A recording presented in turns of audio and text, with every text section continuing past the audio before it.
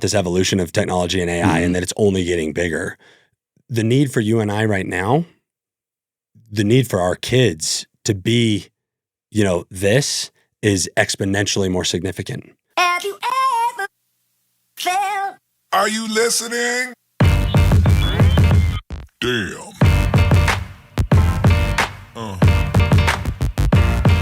Yeah.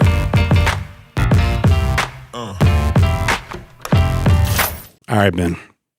Is this the moment? Is this that classic 1991 moment, Terminator 2, where the lightning is just right? And then it pans down and you see the most amazing half-naked man, or maybe even fully naked, I can't quite remember the scene, standing up, has been sent down from Skynet, and he's about to stop the world or save the future world from John Connor. Right? Is that what AI is leading us to? Yes. It's all over. Oh man, that's great. Ben, thanks so much for coming on. Obviously I'll let you tell your part, but Ben Sorensen's here with Ascent Digital, and we're going to talk about AI and everything surrounding it, life, health, whatever we get into, man. I'm so happy. I know it's been a little while since we could kind of pull this together, and for all the listeners, we just went through like a 2-hour mock podcast for another video. So I think both of us were a little bit fried there for a second, but we're back in action. I'm happy that we're actually getting to the real podcast. So thanks for coming on, man. Yeah, no, I am. I can't tell you how excited I am actually. And we'll be able to settle in from once we get our Screen Actors Guild cards from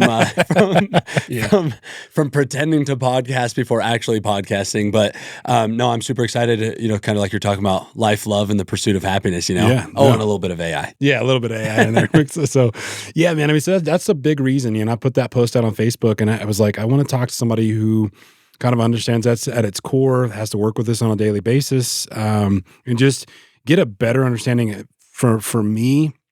I'm not opposed to it. I understand that it's essentially inevitable at this time. It's just there's things of it. How old are you? 32. Okay, so we're roughly the same age. No, I'm kidding. We're roughly the same age. So it's like, we were both born in a time frame where cell phones weren't existent, right? And we've kind of seen the growth of that, and then that exponential curve is just kind of crazy to me. So then I started, you kind of start thinking about these things, and you've sort of grown up with that, right? And seeing this kind of be that next like phase of that digital cycle, that digital world's evolution,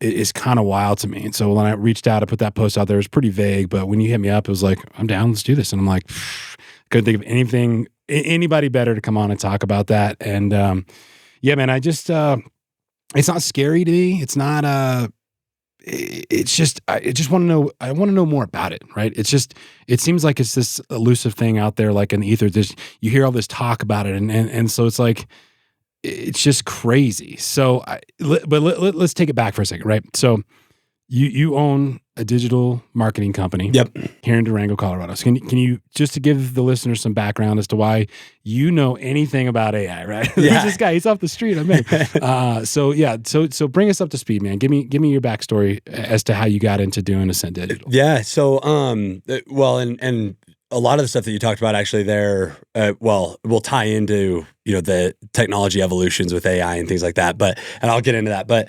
I've always had a passion for helping people, for being creative, and for sales. And you combine all of that and you end up in marketing. And so I got a degree in marketing from Fort Lewis I'm not even going to try to say the year. I'm terrible at that stuff. 2009 or something like that. Had a huge passion for marketing. So I've been helping small, medium-sized businesses with their marketing for over 10 years.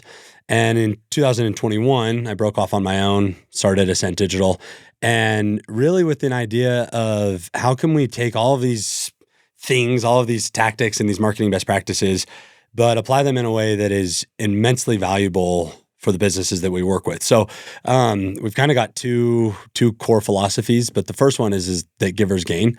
And so we operate under a belief that the best way for us to grow our business is to grow other businesses.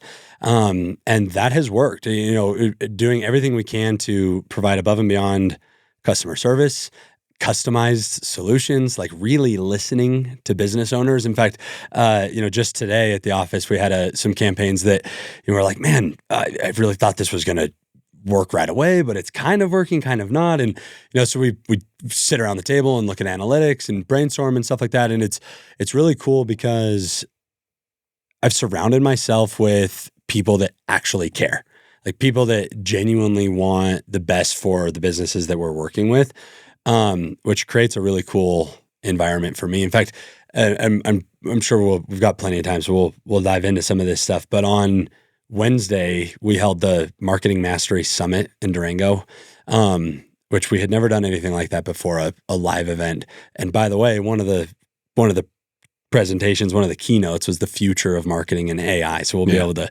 but on a personal level, it was really cool for me because this summit was an idea of mine 60 days ago. And I, basically sat at the conference room table with my team and told them that I want to do this. Candidly, it's a lead generation tool for us, but also a great chance for us to do some education and, some community outreach and stuff.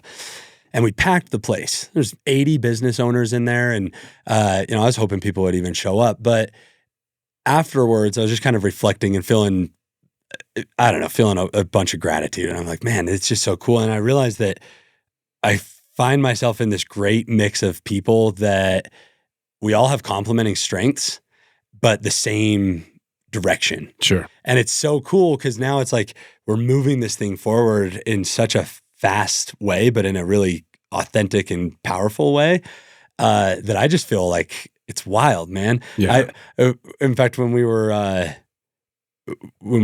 pretending to podcast earlier, and we were talking about like community support and some things like that. But I actually am going to bring that back up now because it's top of mind for me. That the coolest thing for me has been taking the leap of faith, quitting my job, starting a business, and finding support that never would have imagined in a million years that this many people would want to work with us. And so it's been a cool ride. We're having a lot of fun. We're experiencing a lot of success. But what's great about it is that the reason we're experiencing success is because we're helping a whole lot of people too. And I can't think of a better way to, make a living or build a business. Yeah. And so the world's not going to end with AI, but no, the T1000 is going to come and we're going to destroy it. Yeah, it's all over. But that's kind of that's the 30,000 foot view at least of So when you left on your own, so you were with BCI before, right? So when you left, did you? I mean, because and I'm kind of the reason why I'm asking you this because I kind of took a similar leap of faith. Not. We'll get to the real estate before, but I had a very corporate job. I was with BP forever, and then I got hired on to go run or be the area manager for a fairly large electrical company. We were a small satellite office, but maybe we had 50 some odd people, and that was a cushy job, and they paid me really, really well. I had great benefits. I didn't have to pay for anything. The truck was given to me, the gas was covered, and I went in and managed and got work.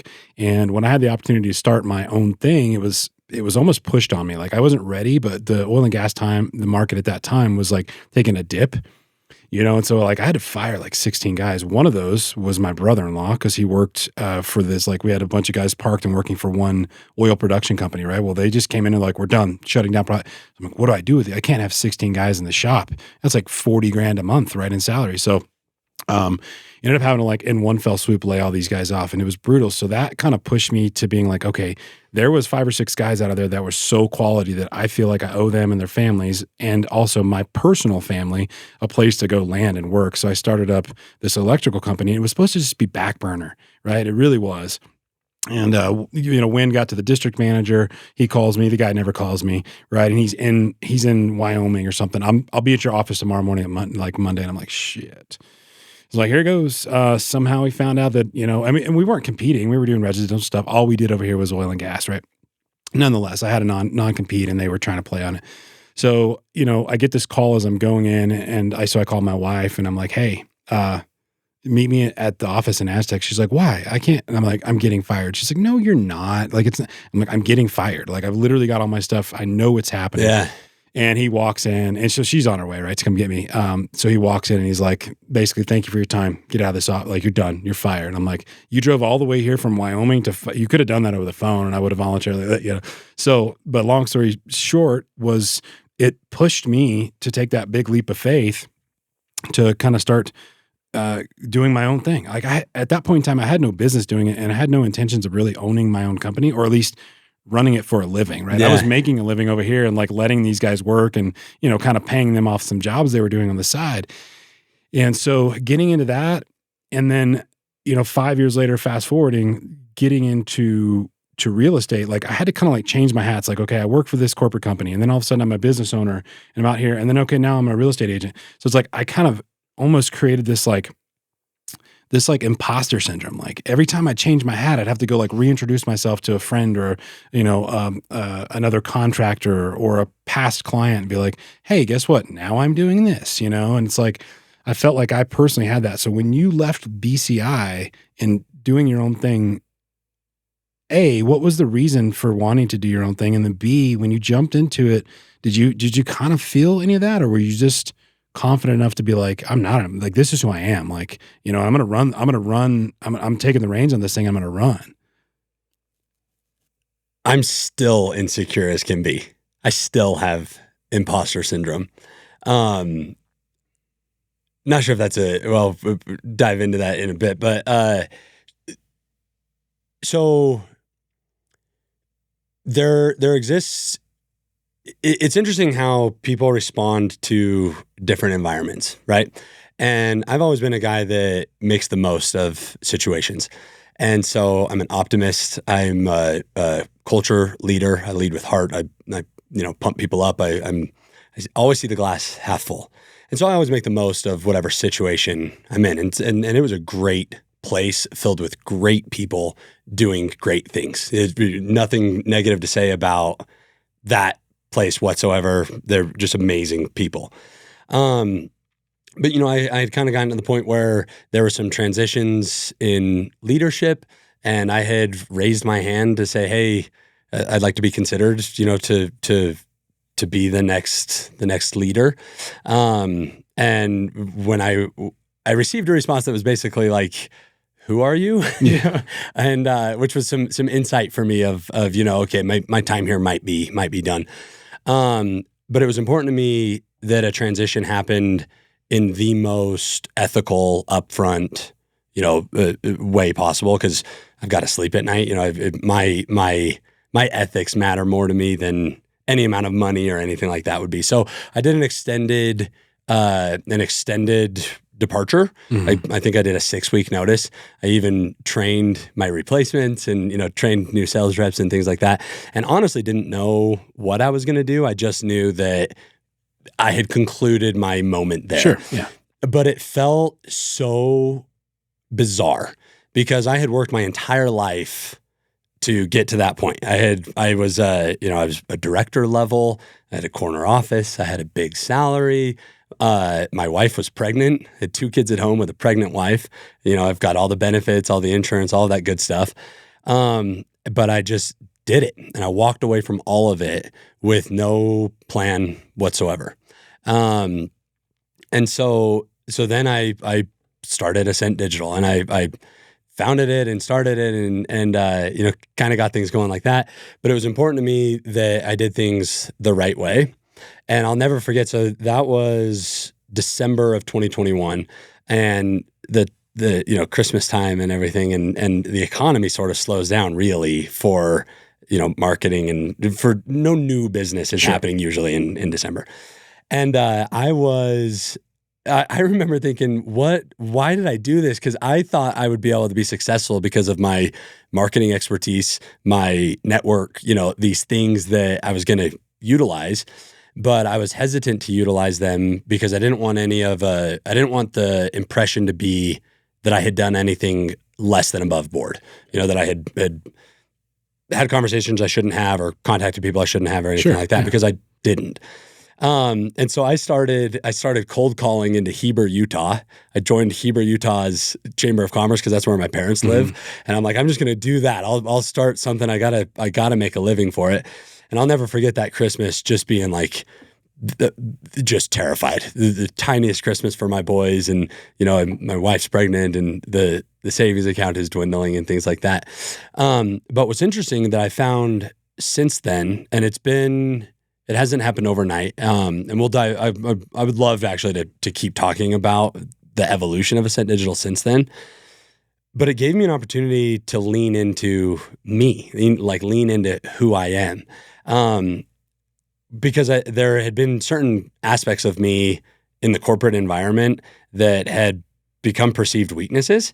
The fact that I'm spontaneous, or I'm an optimist, or I move quickly, I make big decisions fast, I'm an executor. All these things, though, that in a corporate environment are difficult just because of corporate realities. You have to do stuff the right way.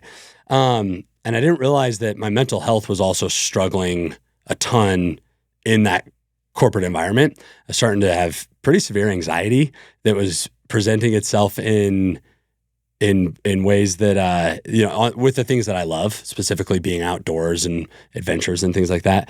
But now, fast forward 18 months, and the very parts of me that had become perceived weaknesses in the corporate world are now, I think, my biggest strengths, which is just cool. And it's that idea that you've got to go where you're celebrated, not where you're tolerated. I'll never forget, we had landed a big account in Orlando, Florida, and we had flown out there to have some kickoff calls with them and sort of get things going. And while we're there, I had a proposal meeting with another business that's based out of Albuquerque. They're still a client. And I did the proposal meeting out in the courtyard of the hotel, and I purposely had palm trees behind me. And I mean, the business is like 3 months old at this point. We're like a new business. We need every account at this moment. And but I'm like, I'm just being me. I've let my personality shine, and I'm leaning into it. And so I take the proposal meeting with the palm trees behind me. I'm like, oh, sorry, I made a big joke of it, and we ended up closing the deal. And that was a pretty cool moment for me, because I realized that I get to be me. Like, people liked the humor in it, and I was kind of like showing off, and it was lighthearted, which brought walls down and built some credibility. But yeah, fast forward till now, we've got a couple hundred clients all over the country. I've got 7 full-time employees, and we've done more in 18 months than I thought I would do in 18 years. Yeah, and it's in fact, it's interesting. Now that you're asking me to kind of tell the story, it feels weird. It feels fake. Yeah. You kind of, I'm like, holy cow. Like, but here I am with it. So yeah. That's awesome, man. The statement you made about the affordability of getting to be yourself when you kind of get out of that, I still feel a little bit of that. And I've said it a couple times on this show, is that this is like, it's like my happy place, right? I mean, I've got multiple happy places. I love my wife, I love my kids and everything, but like, corporate world, I had guys that worked with me for like 10 years, worked directly for me, moved over to my company. I was always long sleeve, button up. And when I started this podcast, I made it an absolute point to make sure that I was wearing short sleeves, because I do have tattoos, and it's always been a point of contention in my own brain, whether the world thinks of it as it's bad, or this guy's not intelligent, or whatever. I've built it up so big in my brain where I'm like, okay, if and I say the world, right? At that time, when we first started this podcast, we have no viewers, no subscribers, nothing. But I made it a point to myself to be like, you have to be your absolute self on this show, or you will be a fraud, 100%. You know what I mean? And so in the real estate world, I was still kind of, you got to wear hats every once in a while, right? And that just is what it is. But on this show, like, I get to be my absolute self, good or bad. It doesn't matter. And some people may hear me say stuff and they're like instantly turned off, and that's fine. But it's like, I feel like this is the one chance where I get to do that. And also I have a responsibility to myself to make sure that I am being my authentic self. And well, you're asking other people to be authentic. Well, I know. You can't that's why I kind of feel like I have to be real, And so when you make a statement like that, it's like, I'm just being myself. That is awesome because I feel like the bulk of people, at least in America, don't ever get the opportunity, man, that you had or that I've had to like really wholeheartedly, without fear of like repercussions from a manager or the world or whatever. They don't ever really get to be their absolute true self. Maybe behind closed doors, maybe playing a video game or whatever. And when they're at home, they let their hair down, they're dancing, they're doing tequila shots, whatever. But to be in the public eye or to be running your company and be like, I actually get to, because I make all the decisions, good or bad, that I get to really be myself, and to hear it say that it's actually growing your business is awesome. In a huge way. Yeah. And what's crazy about it is it almost gets to the point where like I'm nervous that people are going to question my sincerity. Sure. Because I say that I have overwhelming gratitude all the time, because I have overwhelming gratitude all the time. Yeah. Like I walk around every day thinking like, I cannot believe that this is real, that this is happening, that these people are working with me, that these businesses are, trusting me to do their marketing. It literally it to your point of how lucky we are to, get to do that and lean into that, is the coolest experience in the whole world. To the point where if for whatever reason Ascent Digital failed, I would figure something else out. Like there's no going and applying for jobs anymore or things like that. But it's, and hopefully too, it's been cool to see that I talked about the Marketing Mastery Summit that I hosted, I guess that was yesterday. Holy cow. 2 days ago. Yeah. 2 days ago. Thank you. One of the things that I talked about is that authenticity is disruptive now, and that, vulnerability is a superpower and things like that. But what we've found is that when we give people space to be themselves and let personality show and, be authentic and vulnerable in an online landscape that is just saturated.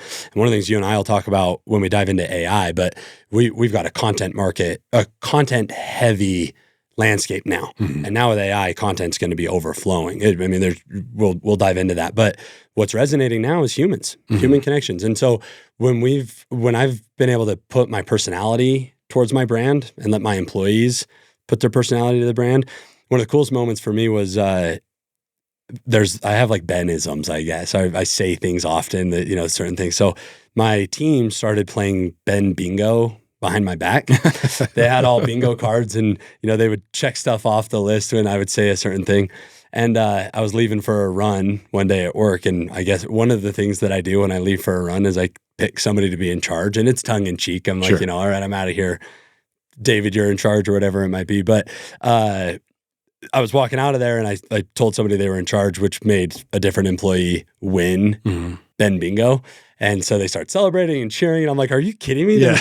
There's a bingo game going on. And then I'm out on my run after that, and I'm just grinning ear to ear the whole time, thinking like, how special that not only am I living my dream, walking around with gratitude and, impacting the business that we are, but that somehow I've created an environment where these amazingly talented people are also having a little bit of fun and like poking fun at me and stuff like that. And it was just a great little microcosm of, the culture that we're building. And so we posted that on social media. We share that. We are authentic. We're vulnerable with our own marketing. And guess what? People want to be a part of that. Yeah. People want to feel that authenticity and, that personality and things like that. And it's just cool because we've ended up sort of creating this positive feedback loop where it's attracting quality talent for us as employees.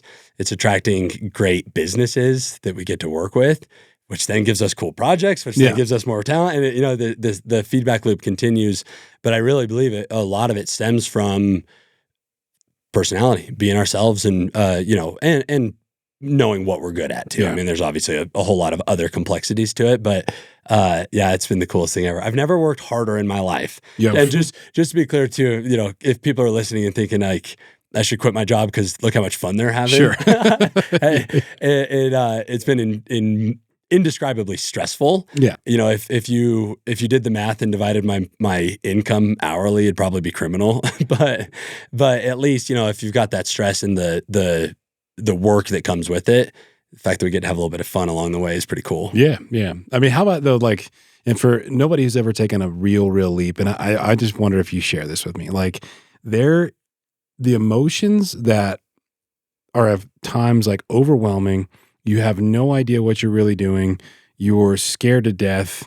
Like, it's just all of that is just a culmination of just like, what am I doing? What is going on? But that fire and I'm not saying that maybe that feeds everybody, but I know that when I've like made huge leaps and like likewise, like people think I'm crazy because I will make a leap. I'll make a leap tomorrow. I don't care. If I believe in it wholeheartedly, yeah. What's the worst that can happen? Right. You can fail. I've done that before. Twice, bounced back. We're good. Like, let's do it again. I'm great at failing. Yeah, I can fail every day. So, but the thing of it is like you have to like take those risks, those big ass leaps. But when you do it, and all of a sudden you like start to kind of see that hard work and that craziness actually build and grow something, and you just like almost like out of your control, like holy shit, what is happening? Like that feeling.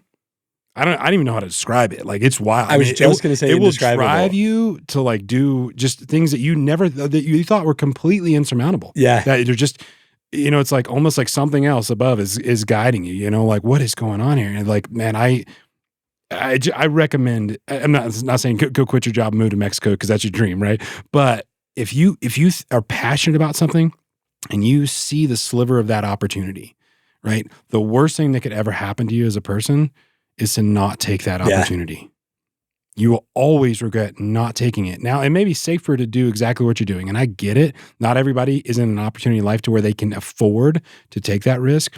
But if you have a chance, a sliver at life, take that fucking leap. And run. Then run with it. Yes. So it's hell yeah, first of all. But it was crazy. So I had my resignation email typed up. Yeah, I'd been thinking about it for a while. I was going to decide to do it and whatever. And I had it typed up, but I was frozen in fear, just terrified. And I came home and I was literally sitting on the floor in my living room. And my dad came down to visit because he knew that I was about to take this leap. And he's been so supportive. Like he's my biggest fan, and he's been hugely instrumental in me actually executing on this. But I'll never forget, clear as day, it's one of my core memories. I've got my resignation email typed up. I've got my 6-figure corner office, like the dream thing that feels so bizarre to want to walk away from. I'm sitting on the floor, frozen and paralyzed in fear. And my dad's sitting on the recliner, and he leans forward and he's basically like, you're going to regret this forever. You're going to always ask what if you don't do it. And it was the best advice because I could always go get another job. I could always, but there's something about going all in on it and not having a plan B, leaving it all on the table and like literally, I hit send and I will never, the rush of emotion, I don't even know what emotion, terror, excitement, fear, optimism, the whole thing just flooded me. And then I feel like it's been pedaled to the floor since in a really cool way. And that's it's interesting too. You can tell that people who have passion with their jobs will work forever. Like I genuinely have a hard time turning it off. To the point where I need to fix that actually. Just work forever because I'm so passionate about it. It doesn't even feel like work. It's like my gears turn. My team thinks I'm crazy because I'll send emails early in the morning, like 3:30 in the morning, 4 o'clock in the morning, because I'll remember something or I'll be like, oh, we should check in with this account on that other thing, because it's fulfilling. It's filling me up. And I can't imagine it's addicting else. when you're in, especially like if you come from the corporate world where you may be at whatever level, like, but at a certain level, you no longer are in control. You have a structure, you have a gigantic wheel that is just in motion, that you're really just a blip on that wheel. Yeah. Like, I don't care if you're a VP, it doesn't matter. I don't care if you're a department manager. At some point you stop being in charge of something. And so when you leap, granted, as a business owner, you do have clients that you have to work with, and that you are working for them, and it's like, so you do answer to them. They are your bosses, right? But when you're actually holding the reins and in control, like that situation, when you put yourself purposefully in that situation, it will drive you almost to insanity. Yeah. And if you're like me, Ben, like I joked with this with Carrie Siggins, like the only thing I'm really good at being addicted at is being addicted to my work. And I was like, I am excellent at that. There's worse addictions to have. wife will tell you otherwise. Like, no, it's horrible. But I just, I'm just so fed by it. Like even like this podcast, this podcast makes no money. It's actually a deficit, right? But I am so passionate about this and talking to other people and getting other people's stories out to the world in whatever fashion I can. That like I will be there cutting videos at midnight, just being like, oh no, I like what happened when they looked that way, because it just showcased that, you know what, they're vulnerable. And I made a mistake in this last episode. It was so weird.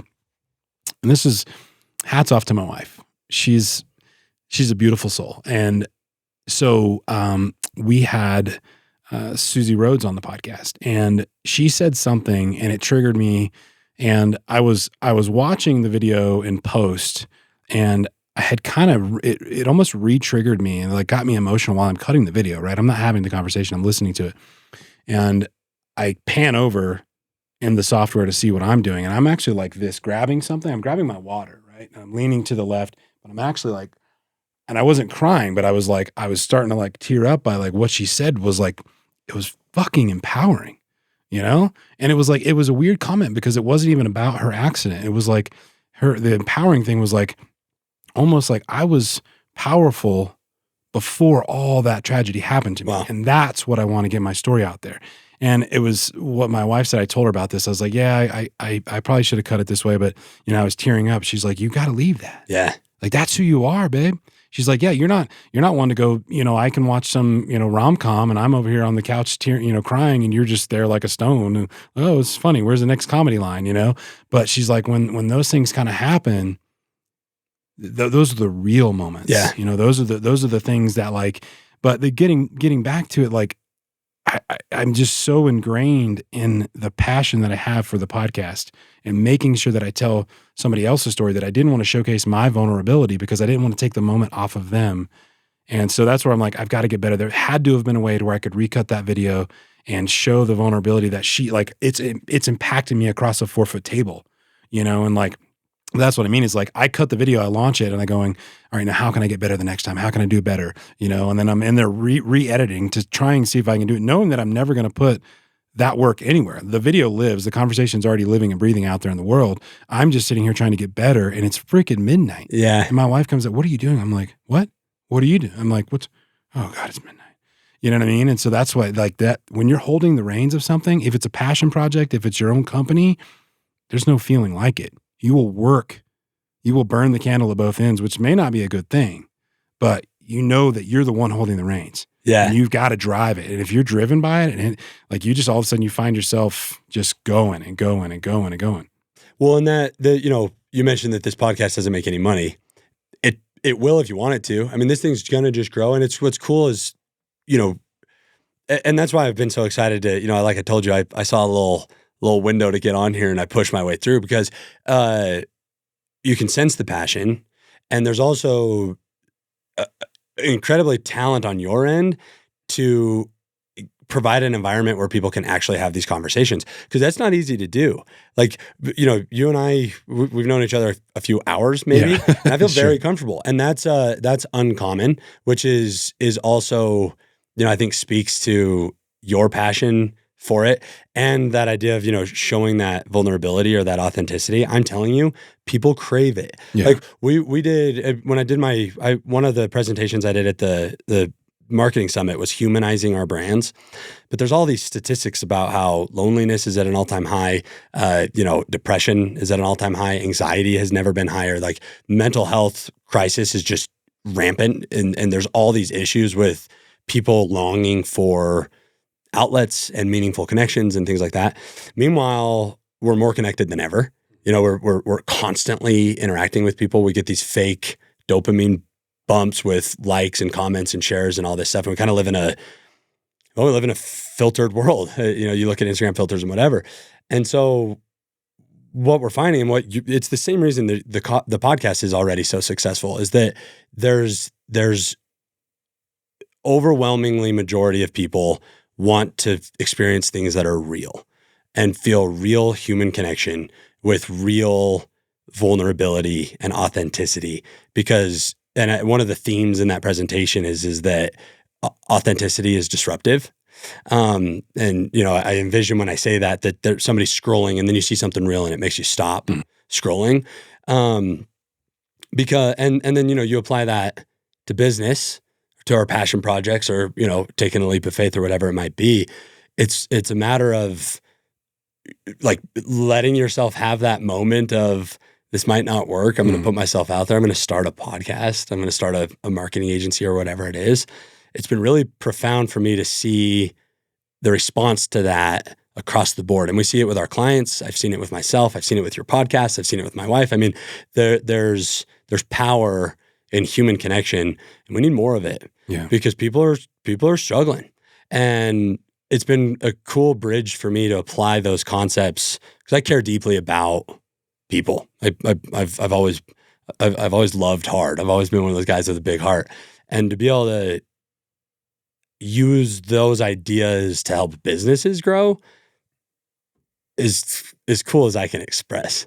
But that's why that moment of vulnerability with you, I hope you know that's what makes this a special place too. I mean, how many podcasts are there? Yeah. I mean, there's thousands, but there's so many. So keep it up is my point. Like that's we need more of it. Yeah. Well, and I look at it in such a weird way. Like, I mean, we talked about it off air, but we started this thing out remote, and oddly enough, it kind of took a turn super quick and sort of developed into the show that it was. But had a couple of guests, and I won't name the episodes, but we had to re-record them because we lost. They fell out of the room or the session we were in, right, recording remote. And I was just like sitting there. I was like, A, I don't want to have to do that again, and B is like, some of these guests they're coming on here and they're giving me their time. Like, I have to be respectful of that time. I have to be willing to put myself out there in a manner that they will put themselves back. And that's something that you hit on earlier, that you don't have a conversation the way that we are. You don't hear the timbre in my voice. I don't see the fact that you might be squinting a little bit and tearing up because we said something that hit too home, right? Too close to home. When you're in a Zoom meeting, right? And you don't have that. I often like equate it to going to college, and I'm not downplaying this, right? Because you can learn a ton of things without going to college, but going to college online versus going to college in person, right? If you have a question and you need the answer right there, you send it an email, and maybe 3-4 hours later or the next day, the professor then logs into the network and then sees that you have a question and he responds to it. It may not have been the response that you needed to actually get your true answer. Now you got to send. So the length of time that it actually takes somebody to learn or process the data and get the information on online schooling is drastically studied to show it's way longer and takes more time than it takes to go there in person, right? That's why you see like the advent of teaching over a video. There's contextual value to seeing a person, right? But if it's just this at arm's length thing, right? Or where I'm here, I can touch you, I can go to you. So, hey Ben, I've got this question, you answer me. We get through that process so much faster. It's the same thing as when you're doing a Zoom meeting. They're just garbage. I'll say that, right? And so many people I know and love, they have great podcasts. They work in that space. They work fine because we're talking about data, or we're talking about investment strategies. We're talking about specific details on marketing, right? That work in that environment. But when it's me and you, and I want to know the real Ben at his core, it doesn't work. And so we quickly shifted and had to find a space. And it was like, my wife and I talked about it, and it was like, does it make financial sense? No, absolutely not. Like, if we're looking at it and running the analytics that way, no, it's absolute no. But it was something that when we walked in here and she came with me and I was like, this is kind of what I'm thinking. I want to build this so that way that when somebody comes in here, A, they know it's a good studio, it's quality.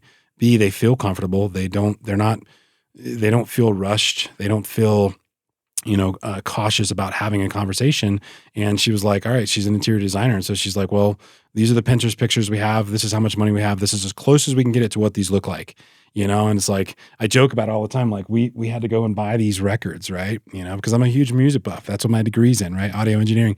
And we went to the thrift store, and it was funny. Like they've got records, but like $3 a pop. And I'm like, I don't have a bunch of good records. These are all just for show, but there's a few like good records in there. Right. And every once in a while I change them so you can maybe see what it is. But, you know, it was like, we wanted to get 100 records to just take up space for the cat. It was like going to end up being like $170. I'm like, no, these are garbage records. And I'm like, okay, well, you know, who was it? Oh my God. I think it was either like Jefferson Airplane or somebody, right? That was like, they had a record behind the display and it was like, how much is that one? She's like, $17. I'm like, for a used, like, no way. So it's like, we ended up finding like a whole bunch of records that my mother-in-law had. She had stacks and stacks. And she's like, yeah, just take the boxes. And I was like, oh my God. But in trying to decorate this place on a budget, we're like, okay, how can we be, to make it feel as close to like a whiskey bar and comfortable and just relaxing, how can we get there? And so like, that was the big push. And it was like, the first guest to come in was a good friend of mine, Cody Tennant, who's in a really popular band, Stillhouse Junkies in town. He came in and he was like, fuck yeah, dude. Like, this is comfy, man. This is, and like, I knew it as like, and we're ever changing it, you know, but I wanted to just, like you said, I wanted to create a space that truly allows people without any judgment to tell their story. Right? And I had, for some reason, I don't know if it's that passion or just that drive, but like, I knew that doing it over Zoom was not possible. We did 5 episodes at my wife's design studio here on Mill Street as a pop-up, right? It took me 3 hours to set up every show, and it wasn't the same. It just didn't have that vibe. But like, when I walked in this room, I was like, all right, we can make this, for what it's worth, for right now in this podcast's life, we can make this the space that allows other people to actually tell their story. Yeah. Like, really, really from the heart, you know? And it sometimes it depends on a guest. Like, obviously, you know, you're comfortable. We just spent 2 hours before the show talking, and, you know, we're good with each other. But some guests come in here and I can tell they're nervous. They're a little, you know, oh my God, we're going to record this. And I'm like, well, it's a video podcast. Yeah, we're recording. Yeah. And so, wait, I'm on camera right now. But yeah, it takes, you know, sometimes it takes 15, 20 minutes, but like, I can usually see it like a light switch. Yeah. Somebody gets in the zone and it's like, we should probably do a shout out to our supportive wives. Yeah. Yeah. Thank you guys so much for, I don't know, believing in our ridiculous passions. I'm serious, man. But I can't even imagine. I got a pregnant wife at the time, and I'm looking at walking away from that great job, and she, unwavering, never even, I don't think she ever even doubted it. I don't think she was ever even once nervous about, you know, the success of it. I genuinely think she believed in me more than I did. It was wild. But then the other thing, and I think it's interesting because we have some similarities that I relate to too. And you talk about, you know, building this studio and, you know, the feel that it needed to be in here. I think that's one of the things that's contributed to the success at Ascent Digital as well. People may not know it, but everything we've done has been intentional. Like the social media that I post, the people that I've hired, you know, the layout of the office, I mean, everything has been intentional because of this bigger picture in mind of, you know, of what we're trying to build and the impact that we're trying to make. But probably none of it would be possible without wives, though. So thank goodness for that. Thank you, guys. Just thank you. Thank you for just being We'd be sitting in a garage somewhere, you know, smoking cigarettes on the fly. Like, I don't know. I thought about having in my garage, but that is a no-go. Yeah. So real quick, though, I want to, you touched on something a second ago that for me, kind of was one of the building blocks towards putting that post out that you responded to get you on here. And part of it was people have never been lonelier. They've never had more anxiety. Mental health is going, you know, just rampant. And it's crazy. And that's one of the things that does honestly scare me in a weird way about AI is because I've seen this in a personal manner where you have a relationship with somebody online. You may even know them in person, but you communicate more online with them than you do in in real life. And then you go into the grocery store and you see them and they like, you know, over the top try and dodge you because they don't want to have that conversation. It's now your relationship has shifted from this like, it's virtual. Yeah, it's a virtual relationship. It's no longer real, and it's awkward when we see each other because now we have these weird things, or maybe my hair's not perfect, or I didn't take a bath today and I smell. And but that is what scares me is that in a weird way, people have become comfortable with being behind a screen and having a relationship with that but uncomfortable with having tangibility and touching someone. And Yeah, I don't mean like desperate for it. I don't mean like feeling touch, but they're almost scared of it at times, where they're like, you know, I don't say touching like actually feeling someone's shoulders. I mean like even having a conversation. To me, that's a touching conversation, right? We're at arm's length. There's value to it, and that is one of the things that really really scares me, because I think about this and I go back to my previous comments about cell phones, right? So when we were born, like the bag phones were probably just shortly dying, and then you had the flip phone, and you had the text message where you had to hit 8,000 numbers to send "Hey mom, I'm home," and then all of a sudden, like the advent of a touch screen, and then an iPhone, and then this race war to who's the best provider, right? And then all of a sudden you got AT&T, and so it's like you start with this thing that creates the ease of life. It makes it to where you don't have to call and leave a voicemail on somebody's voice message machine at their house that they're going to get tonight at 6:00 so that we can arrange something tomorrow at 5. You all of a sudden start to get this instant gratification, and it's rapid fire, and it's a slow build. Cell phones were not convenient at all. Actually, they were kind of a pain in the ass at first. And then they built and they got better in generation and generation, generation. Now they have become so ingrained in everyone's day-to-day jobs, interactions, how we communicate. Like there's no way that I could be a real estate in today's world without at least having a cell phone. And if somebody says that that's not true, I know some of the oldest in the business that have been doing it for 30 years that have had to recently switch over and make sure that they can do this. Yeah, and I don't think anybody would argue and that. if they can't do it, then they damn sure are paying somebody to do it for them. And so by that becoming so ingrained in our society, it's created its own share of problems. Yes, there's convenience, right? So that convenience made it to where all of a sudden now we're ashamed at times to see somebody in real life. And I'm not saying that I am. I'm not saying that you are. But the world is more comfortable behind this screen because it's a window into the outside world, right? But you have anonymity at times. You have a cloak that protects you, right? Because that's not real. That can't, hurt me if I do something wrong. So that ease, that slow grow, right, or that long play into the cell phone world that created this ease is the same thing that scares me, because I have a conversation with a really, really dear friend of mine that works at Red Rocks Community College, right? He runs the data, whatever, the back-end data network. So he's like, hey, what do you think about this? Because we had just been talking about ChatGPT. And he's like, hey, check this one out. This is awesome. This is like being catered towards like, animated drawings, digital design, interior design. And I look at it for 2.5 seconds, and it's basically, it's using ChatGPT, funneling that in, or a system somewhat similar with text that describes what you're trying to draw, dimensional like relevance, right? 90-degree turn, 45-degree turn, and it's entirely drawing in real time an interior elevation of an office building, right? I want a chair. I would like a whatever kind of ottoman, and doing that. And I watch it draw this, what it takes my wife to do by hand, maybe an hour, right? This draws it in 10 seconds. Yeah. And he's like, this is cool, right? I'm like, my brain goes to, no, this is scary because like this could destroy her job. And then he's like, yeah, but like it's way more convenience. And then that was like the red light. That was like the light bulb. Oh my God, what is going on? It's not a matter right at this moment whether the AI is going to become, a sentient being or something.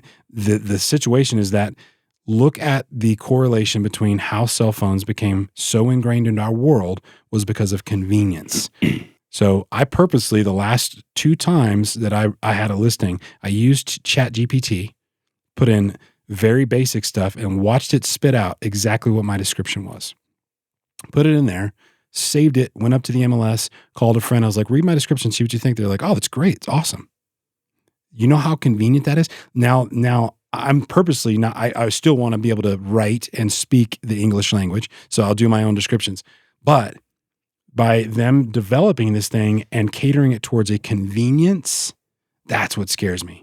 Because what happens in a decade or 2 decades when that convenience is so ingrained into our society that we can no longer step away from the AI? And if you watch, like, cell phone was, that's 25 years. the exponential curve It's fast. is massive. Yeah. And that's what's afraid. I don't think it's 5 or 10 years. I mean, I'm sorry. I don't think it's 10 or 20. I think it's 5 before it becomes such a part of our lives that we can't walk away from it. And that's what scares the fuck out of me. And that's why I wanted you to come on to be like, tell me some more about this, because, you know, the pros and the cons, the ugly side of it, everything. You know what I mean? I was going to say, do you want me to scare you more or less? I mean, let's go for it. You can scare the hell out of me, but bring me back to life if I. Well, there's a whole lot to unpack there. I've got a lot to respond to, but a sip of my water real quick. The podcast has been going for a few minutes, but we've been talking for a few hours, so I'm going to keep rehydrating. But so just real quick to back up, share some perspective with you too. I graduated from college before I even had a smartphone with a degree in marketing. You know, I don't need to tell you the whole story. You bridge the gap between then and now, and I own a digital marketing agency in 2023. So, you know, I've experienced the same things that everybody else has with technology evolutions. And, you know, we've seen similar concerns with social media. We've seen similar concerns with, I mean, they had similar concerns with wireless phones and the car and radio, you know, not to downplay it because we'll dive into it. But in fact, a quick anecdote, because I think you'll think it's funny. I don't know if you've been privy to everybody kind of freaking out about facial recognition software and, you know, like iPhones now that'll open when you just look at them, or, you know, uploading your thing, which I think is hilarious because we've always had our photos on our driver's licenses and things like that. And, you know, they talk about like, the government's going to give you a number. I'm like, well, it's called your social security number. You know, like there's all this stuff has, you know, happened quite a bit since then. But I was in Mexico last weekend and on my way, and so I went to Mexico during the pandemic. It was really stressful for me to get back because of all the all the COVID regulations. Yeah. And by the way, I was dealing with a whole lot of anxiety from the job that I left, getting that back. So this time I was like amping up the return moment, you know, like thinking about what a big deal it was going to be. And we get to customs to come back into the United States. And I walk up to the station, and the TSA like customs security agent guy, I don't know who they're with, but he goes, "Ben Sorensen?" I was like, "Yeah." I gave them nothing. Yeah. I didn't give them, I'm telling you, I'm aware of that stuff. I walked up, stood on the yellow dot, and through facial recognition software, they knew that I was Ben Sorensen. Like instant, like wild. Yeah. I can't speak to that, how that works. I have no idea. I'm not, but, you know, I bring that up to say that technology has obviously evolved in huge ways across the board. You know, the fact that I can get back into the United States through customs easily because it knows who I am is convenient, right? And scary, because you talk about, you know, they probably know where we are all the time. Yeah. Probably can see our faces all the time. I mean, and there's some interesting stuff. We'll dive into it too, but my belief is that all of this data matters how we use it. If you remember, remind me to circle back to location-based data. It's a tactic I use a lot in my marketing agency, and there's ways that people have opted into location tracking that we're unaware of. Sure. There's some amazing capabilities with that. There's also some, you know, I have access to like the tip of the iceberg, you know, Mr. Good Guy side of it. But my thoughts on it in general, and it kind of ties into it's coincidentally, I didn't plan this, but it sort of ties back into the larger narrative of the conversation that we've been having with the human element and, you know, human connection and the fact that people long for that. I choose to be an optimist. I think I told you that early on even. And so you might want to have somebody on after me that's more of a pessimist to balance it out. I'll be fair with that. I'm biased in that sense. But I believe that human connection always wins. And I believe that the way that technology advances can be the really, really bad thing, a really, really scary thing, or a really, really amazing thing, and a really, really beautiful thing, depending on how we use it. You know, there's all these studies about how negative social media is on, you know, self-esteem, especially for young women. It's you know, there's all sorts of stuff of the negative impacts for it. But the flip side, social media has done such amazing things. It's connected you and I. Sure. It's connected loved ones. It's found lost pets. It's helped people sell their junk instead of filling up landfills. I mean, the good that has come from a connected world in that sense, is really powerful, just as much as the negative things are. And I think that with technology and AI, and I'll dive into that, but like all things, there's balance, and there's how it's applied and how it's received and the communication that is so important. So when it comes to AI, candidly, I've been paying very close attention to it for a very long time because I make a living doing a lot of the things that AI replaces, much like your wife in drawing, right? So there's an argument there that says, well, cool, now your wife's business is scalable. She can now scale the unscalable. Whether or not that's true, I don't know. I don't know enough about her business. But, for me, early, and then there's also this idea of that I've got an ethical obligation to deliver quality work for people.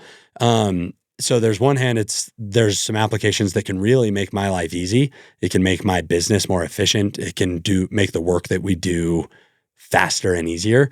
But it also can replace me in a lot of cases. We do a whole lot of blog writing, content creation, script writing, things like that. That aspect of it is concerning. But it also depends on.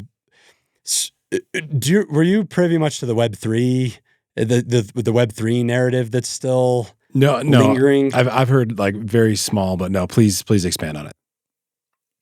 So like anything, there are, I'll call them buzzwords. There's like trending terminology. Right now it's AI. So we'll talk about that. But we should unpack the definition of AI in general anyway. But, for probably the last 2 years, there's huge trend in digital marketing of Web3. People could buy real estate on Web3 and NFTs and, this idea that the internet experience is going to become immersive.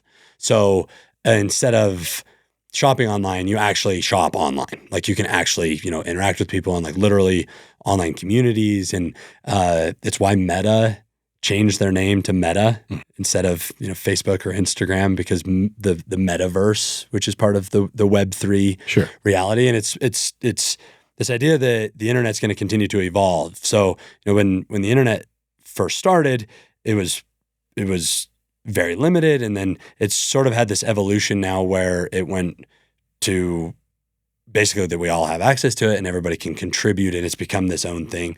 And then the next iteration now is going to be ownership of parts of the internet by purchasing NFTs or literally real estate or whatever.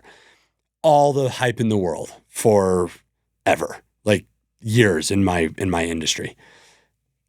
Not much has come of it. Sure.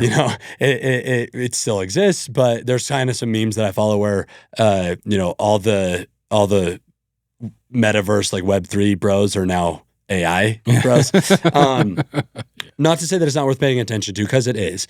But I do say that to say, remember too the stuff that gets a megaphone in front of it. And that's actually, it's relevant to our conversation. We live in a world now where the information that we get fed is algorithmically driven.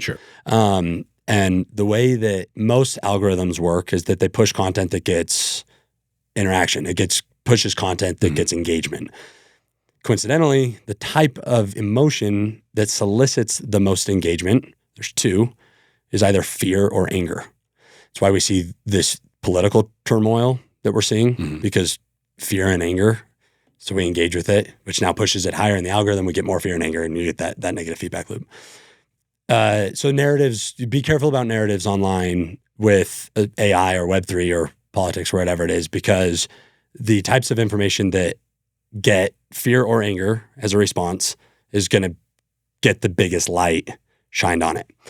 I also think it's worth people being aware of the kind of like I talked to you about this whole idea of AI. It's not robots And like you said, I forget the word you used, sentient beings, or it's still code. Sure. It's still algorithms. It's still pulling in data that exists. By definition, Google's AI. Yeah. Always has been. The predictive text on your phone, that's AI. Sure. I'm trying to think of other examples that are less scary, because I promise you I'm going to be the optimist guy. But so this idea of AI is very real, but we've been using it for a very long time in very productive ways. There's an application that I'm using right now on our website. It's a chatbot, and it's fantastic because it responds to people who have visited my website for long enough and like, hey, what can we help you with? And it kind of like, but that's all AI driven. I get to control the responses, thank goodness. But what we're finding is that people are interacting with my chatbot at a 3-to-1 ratio from my contact form. Because of speed. Real quick, though. So explain more of what the chatbot is for anybody who doesn't know. Yeah. So you visit my website, and once you've been on there for a predetermined amount of time, a chat window opens up. And by using AI, it says, hey, can we help you find, is there anything that we can help you with? I forget the exact word, but it starts a conversation with someone. And then you respond to it as if you would a human, as if somebody was talking. And we're able to customize them with all sorts of the shameless plug. There's really cool capabilities with it, and we can customize them based on the types of questions that are asked and things like that. But what's interesting about it is that we're finding people are interacting with it at a 3-to-1 ratio from contact forms. Because the speed of transaction, or like what is the? I think two things. So one is that it feels intuitive. It feels like the way we're used to communicating now, which is through. Well, there's a whole tangent we could go down to about text message communication. There's some fascinating studies about text messaging and why it's the preferred communication for the younger generation now. And it's because they don't have to end the conversation. They don't have to say goodbye. Gotcha. It's just an ongoing conversation always. So anyway, but that's a whole nother thing. But now with the chatbot, for one, there's comfortability in it for people. It's a chat. It's one moment. I believe, and this is just the world according to Ben, that I'm getting higher responses through it because it's less committal. It's one question at a time, as opposed to a contact form that's like, hey, I want your name, address, phone number. What are you interested in? Click the box that says you're not a robot. It's like, it's a pretty big commitment to fill that out. This happens somewhat subtly because it's one question at a time. Great. I just need a little bit more information. Can they call you back at this number? And the completion rate on them is astonishingly high. In fact, it's very rare that someone starts a chat and doesn't conclude it, and then I get the transcript of the chat and we follow through with it. But my point in bringing that up is that that's an application that is very non-invasive, very productive to me, makes my clients feel very comfortable with, and it's just a great, safe application of AI. But you start getting into the world of like Chat GPT and these other systems. To be honest with you, I think that it scares people because it's unknown. I think it's important to remember, like I had talked about, it's just code. It's just a software. It's just, it's just pulling together pieces of information that are on the internet. It doesn't bite. At least not that I'm aware of yet. But then there are some other concerns though with how advanced it's getting in terms of like replicating people's voices and replicating, the likeness of people. If somebody ever wanted to come after me, I'm in trouble because my face and voice is all over the internet. So that side of it concerns me. But then I go back to my initial thought, or my earlier kind of narrative of that I tend to see the world through an optimistic perspective. And I believe that humans always win. Like human connection is always more powerful than any line of code ever can be. We adapt how that looks though. Our grandparents communicated in a way different way than we do. Sure. But there's still ways to foster those authentic connections. And I believe the same thing will happen with AI, that it's like anything else in the world. It's a tool, but tools aren't all that useful without a human operating the tool. I think that there's fear that, in some ways it could work on itself, like you could potentially have AI generated responses at asking AI generated questions. You could get into some feedback loops like that. But it's starting to get integrated with places that you would be shocked about. The search engines are integrating AI. We have a software that we schedule social media posts through for clients. And it's been really cool because, and I became aware of this today, just so you know. We write captions for the posts that we do for all of our clients. And now there's like AI prompting, and there's like AI help integrated in Cloud Campaign now, which is sort of fascinating. But I don't know if I share the fear, and which is interesting too, because I lost clients, especially when ChatGPT started erupting onto the scene. I've got a client and he's a good friend of mine, so I don't mind. You don't need to cut this. We're talking about budgets and his blogging budget and things like that. And he goes, I need to cut I'm going to cut that, and I'll just start using ChatGPT and cranking out blogs. And I'm like, hey man, sounds great. Like, I want what's best for you. No big deal. Well, guess how many blogs he sent me? 0. Because the human element saw this happen. And just this morning, actually, it's kind of interesting. I decided to operate on authenticity and, vulnerability. And we used to charge, we still charge, depending on the length of the blog, a couple $100, to write a good researched, like true blog post. So I called him, I was like, hey man, you haven't sent me a blog.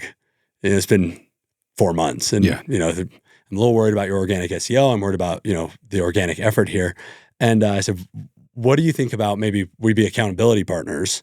I charge you like a nominal amount of money, and we'll just do a ChatGPT blog for you every week. Yeah. He's like, yeah, dude, sign up, sign me up, because I can't, I sent you nothing. And so, and the reason I bring that up is that I'm adapting, right? Like I am the industry that AI could wipe out, but I'm still here. I'm still needed. And then, we're in the infancy of AI, but you learn these ways to adapt. That human element adapts. People still need, that moment. And so I choose to believe that I don't know, and maybe it's naive optimism, but because there was a moment when I was like, oh my gosh, I'm doing the math, like how much am I making on blogs every month? I'm like, oh crap, this could be, and it's reassuring for me actually to see how hard it is for people to actually, pull that stuff off when they need to. Sure. Not to downplay the fear side of it, because I know that it is very real. But anyway, I choose to default to blind optimism, and that humans are always going to rise above. Yeah. Not a bad way to live your life by any means. Not be walking around just kicking cans on negative. Oh, ChatGPT. I mean, I guess ultimately, for anybody who doesn't know what it is, it's worth looking into. And, I mean, to write a blog or to write something that's honestly doesn't read like it was written by ChatGPT. It's like, you've got to put contextual value in there. You have to put in what you want it. And then sometimes it sounds, you can read it and be like, okay, well, I didn't write this because this is so damn perfect. I'm going to, you got to massage it a little bit. So it's not perfect. But I do, part of me does definitely agree. Like you talk about scalability. Absolutely. 3D renderings, my wife does those all the time. And like, it depends on what it is. Like, you could do a render of a kitchen, 4 or 5 different angles, 3D modeling, and you get it done. Then all of a sudden you've got to render it in the computer, and it takes, 2 hours, right? To render this thing, right? And so then you send that out to the client, they go, oh, you know what? I like the shade of that, but actually I don't like the vertical wood grain. Could you change that to more of like an oak? And she's like, shit, like, do you know how long it just for took 5 hours. Yeah. And it's not just the one photo, it's the entire packet. And so now all of a sudden we're back to a 5-hour process because it's not, it's not paint bucket, the way you don't just change the color to orange. You have to render it because it's high resolution. So they zoom in, they can see the grain level. And so could it expedite that process? 100%. Doing a 3D, not a 3D, but a 2D mock-up of a kitchen just for a conceptual basis on your iPad, typing in a couple of things, or flying in 3 different pictures from Pinterest, being like, want something like this, need a little bit more modern, like to do that in front of your client on the iPad and go, what do you think about this? And then be able to spin it. Like, yeah, that's huge. Scalability is massive. So I think as long as it's being used in that fashion, you're right. Human has the human involvement still has to be there, and you're using it for good. You're using it for the positive manner. The things that scare me, and this is not even, this is just this type of world. Like, right. I talked about this on a solo podcast the other day. I don't even know if I've released this one or not, but I worry about our kids that are young age at times, because they don't get to experience some of the things that we did, right? It sounds silly, but like they don't get to experience like, riding a bike with a cassette tape and, going off and kind of being maybe a latchkey kid because like the world has changed and, it's this fear-mongering deal. And we're just out here like, you got to be under lock and key all the time. And, they don't get to experience some of those things when I think that life was a little bit easier, right? I see, and I've talked to some of my friends that have kids that are just slightly older that are on social media and, how their kids are getting destroyed by people just being brutal and just being horrific online with comments and like, oh, you're fat, or oh, you're pretty. You should, just horrific things that most people in real life would never say. They don't have the courage to say it, but they're at free will to do what they want on their phones. And I worry about our kids because I'm afraid that ability to go back in time, well, we're never going backwards, but I feel that they're going to miss some of the things that I cherish about life as childhood, because the convenience of being right there on your phone is too easy. Yes, as a parent, you can say, I don't want to don't give your kid a phone. Sure. That's great. Awesome. Right.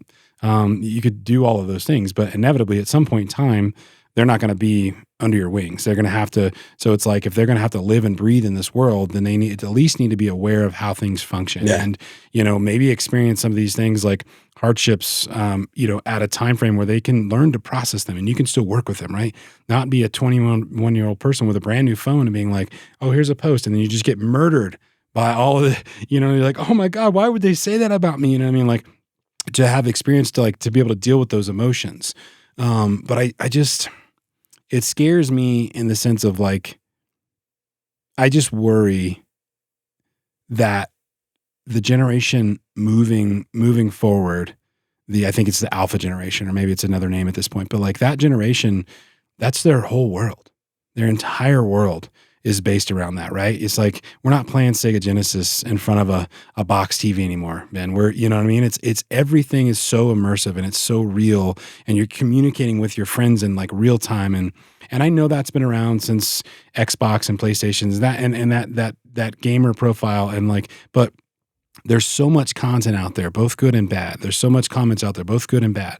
And I think the good and bad of all of that actually can be a negative and be a positive at times. But sometimes too much positivity is a negative thing, because you build up this like false sense of like your greatness, right? You're like, I've done so good. Then you get one negative comment, which is, no, that's a negative comment is somebody's right to say that, right? Or maybe it's just like, hey man, I didn't really like that. Okay. That destroys you because you're so inflated by this false positivity that you've been given. And that's why I get back to my comment of like, I'm not scared of AI. I think that we're going to use it in certain instances for the good. And I would hope that most human beings elect to use it that way. However, we are human beings, and I can see that there will be certain outliers that will use it for a negative way. Yeah. And that is what concerns me at times, is like, but it's not really necessarily AI. It's the whole entire dynamic of children growing into this world. And I go, God, man, I wish they could just for 1 minute, just go back to like a 90s kid and just experience that for a second, to be like, and then jump back into this world that they're in now and go, okay, you know what? Like, this isn't everything. And I know that it's their everything. And I'm trying to grow just as much as my children are growing in that world. I have to respect that, like, that is their life. The same thing that I had in the 90s, growing up and doing whatever, we were doing at the time and feeling innocent and not being worried about the world, they're still dealing with that, right? They're in that same thing, and like, that's all they know. And so I think it's just me being an old son of a bitch or getting older, being like, man, I'm worried about my kids, because that's my whole life. It's my job to worry about them. It's my, and you start to hear certain things, and you read the fear articles of like, oh my God, like, did you see they put out a 1 hour long conversation with Joe Rogan and somebody he's never talked to, and it sounds identical. And I'm like, all right, first off, you're not Joe Rogan. Nobody's going to go do that to you. And then secondly, it's like, yeah, but what's the difference of seeing, what is the Grand Theft Auto? Yeah. From when it was invented when we were kids on a console to where it is now. I mean, the story plays crazy, and so it's like, I don't know, man. It's just a weird teeter-totter of like, I think it's me wishing always good for my kids going forward, but then also knowing the reality of like, man, you can't protect them from some shit. Yeah. You just can't. They're gonna fall. They're gonna scrape their knees. They're gonna get bad comments. You just have to embrace the fact that they're living and growing up in these worlds. It's AI. AI. So I've got some perspective I'm going to try to share on that. Okay. This is a complex thought that I'm going to try to articulate. So so bear with me. But a lot like we talked about, you and I run marathons and intentionally sort of push ourselves and do things that are difficult, which is a really good thing for human beings to do, to do difficult things. We're now fathers. We have kids that we're raising in 2023, business owners in 2023. I actually talked about it at my summit the other day that sometimes I have caught myself on occasion looking back thinking, man, business would have been so easy 30 years ago. Put a sign out front, put an ad in the phone book, and answer the phone when it rings. But so we have challenges now, which are amazing opportunities for us to be better, amazing opportunities for us to grow. At the end of the day, we have challenges as fathers, as raising our kids in this environment that our parents didn't have. How great is that? Because that gives us a chance to make resilient kids. Yeah. It gives us opportunity to, be forced to do the difficult things, be forced to have them deal with adversity. I mean, I had some stuff that happened to me online recently that, I let get to me. And I'm like, why? But it was real. And I had to deal with it. I had to realize like that actually impacted me. That hurt my feelings. Here I am, my feelings are hurt because I had a miscommunication with someone. And, and it gave me though an opportunity to develop some coping mechanisms, to, reach out and apologize, to, learn some ways to bridge that gap between this digital world that we're all so ingrained in and, create real human connections. And I think that, depending on our perspectives determine our realities. And, for me, I think the world is desperate. I mean, literally desperate for people to use the platforms that we have in positive, impactful ways. And how amazing is that? Yeah. I think that it's so neat that my son can FaceTime his grandparents. Yeah. And I think that, I can be in Mexico and FaceTime him and tell him how great he is. And, these things like that, it's just our parents and even the generation, especially the generation older than them, in a lot of ways had the luxury of shying away from, well, I'll say parenting even, of shying away from hard conversations. Because now we live in a world where, not only that stuff that you're talking about, but, we have access to all sorts of information. You've got to have hard conversations about religion. You've got to have hard conversations about war, about life and crime and, hatred and things like that. But it also shines a light on love and, people doing good for one another.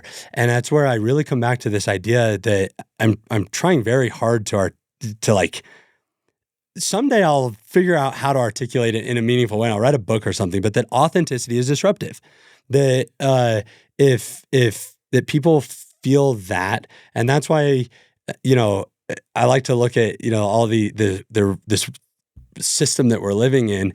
And then, you look at that from the perspective of fatherhood, and I like to say, okay, I'm going to rise to the occasion now, and I have to do it the hard way.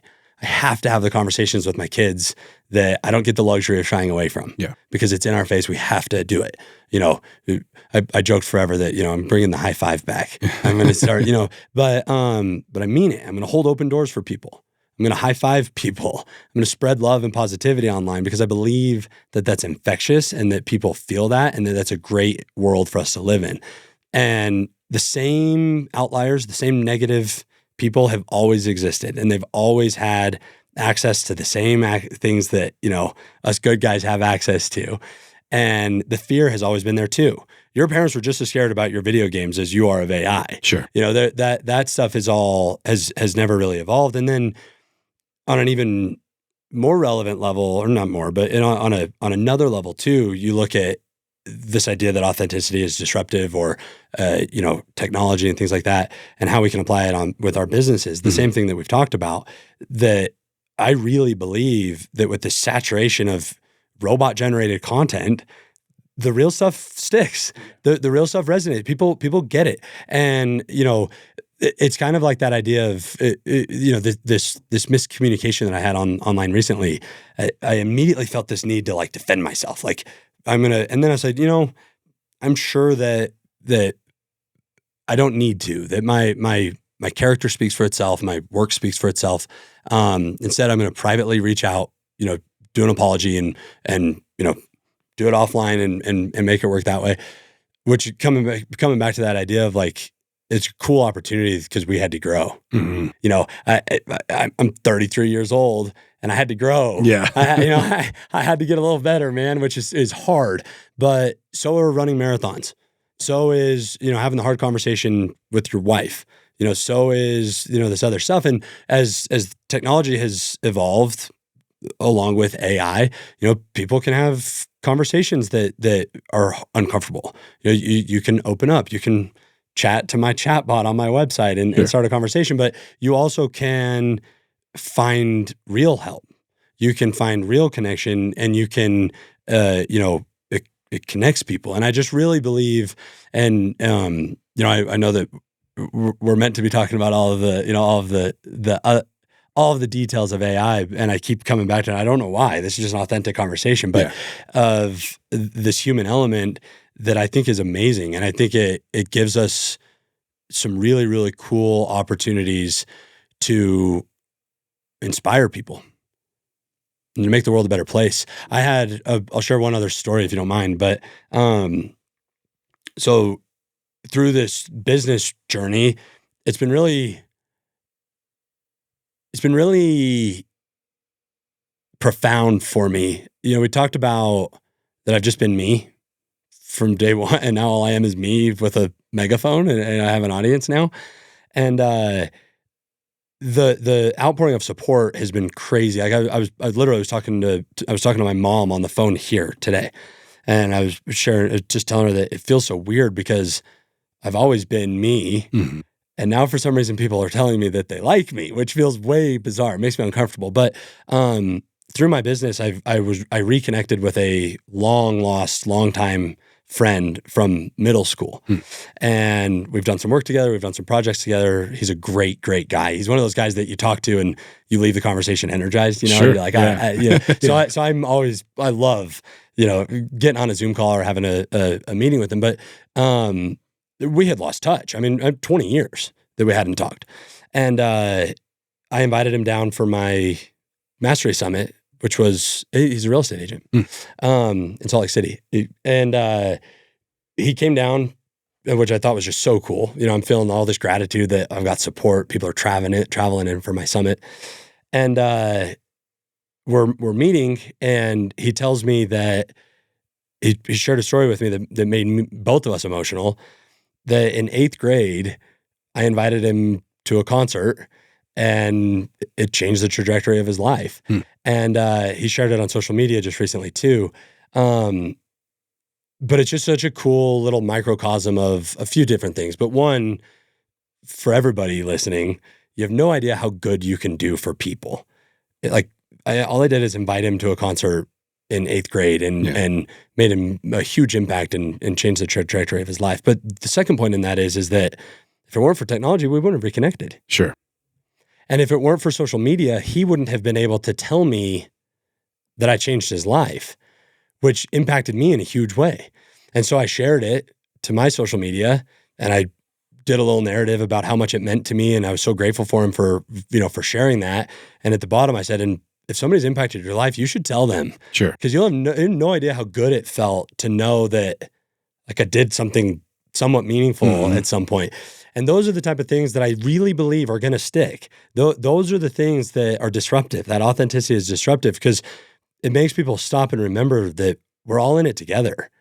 Like we're all humans. We're all struggling. We're all tired. We're all stressed. We are all doing the best we can. And so when used properly, all of this stuff can create the most powerful communities you can imagine. Yeah. The most powerful networks and connections that will never exist without the human element. There will never be, nobody's ever going to cry over a ChatGPT transcript, it's not true, but you know what I mean? Like you're never going to feel that connection that comes from the rest of it. And so that's the perspective I keep with it. It's going to be a tool that's going to help us, that's going to amplify our efforts and our intentions, just like our cell phone did, just like social media did, just like this podcast does, just like that. So there's good and bad like anything. But I think that, used properly, the upside is enormous. Yeah. Yeah. I mean, I want to be involved in it. That's the thing is I don't want to be that person that's like, I'm just not messing with it. Yeah. Like, I don't understand it. Yeah. Well, that won't make it go away. Yeah. It's never going away. And to me, that's always been an unacceptable answer for anything, right? It's like, I don't understand. I'm not going to, it's just no because it's no. It's like, well, hold on. Why? Going back to your story, I think that that's amazing. I think that they're in a weird way, as much as I said, people can destroy you online and all these things. Like, so the other day I did get a really nasty comment about one of the solo episodes I put up, and I've talked about it a few times. Like, I hate doing those. They're fillers. Like, I prefer to talk to a person, but I've made a commitment to anybody watching the show to do this weekly, and it's hard at times. And sometimes guests have lives and they have to cancel and, all kinds of excuses. Right. But, I titled some short or something and I put it up and this person was just like, they watched it and they're like, this was garbage. And I was just like, oh man, okay. It is garbage. It's just me talking to the ether in this room by myself. And, I don't have anything other to add to it or somebody to call in response, like, to build towards this conversation. And so I just reached out and I did it on the actual thread. I was like, hey, you know what? You are right. This is kind of garbage and it's not what I'm interested in. And I'm sorry, but here's the story. And, I apologize, but here's a link to the actual channel if you want to watch a show. I do appreciate you watching the short and I am sorry. Like, this is garbage. And it was weird. It was like immediately, and I could tell this was somebody that was clearly just like sitting there, like swiping. So go to your comment, right? Authenticity is disruptive. Boom. Immediate response. Hey, I appreciate that. Thanks for the link. I'm going to check out some stuff now. Instant subscribe to the channel. She wrote back and was like, hey, I watched this video, commented on another one, was like, you know what? I'm sorry about what I said. Like, yeah, that short was total garbage, but your channel is actually good and like your content is heartfelt. And so I was like, okay, like, but by her like hitting me and me just being vulnerable and being like, you know what? As a person, as a guest, as somebody that's also scrolling through the shorts to watch this solo episode short that's total garbage, it in your heart. And that's not what you're into. So why don't you just tell her that that's not what you're into and that you had to do it because of this reason? And by me just kind of admitting that to myself, she being responded. Authentic. But I think in a weird way, I think it helped her. Yeah. Maybe she's dealing with something in her life, or maybe she was hurting at that moment and it felt good for her to just be like, blah, this is garbage, and let's see what negativity I can put out there. But I instantly combated that with something that was positive and vulnerable. And she responded, and it was a great response back. Now, not every horrible comment can be answered with positivity. Somebody just wants to be horrible and negative.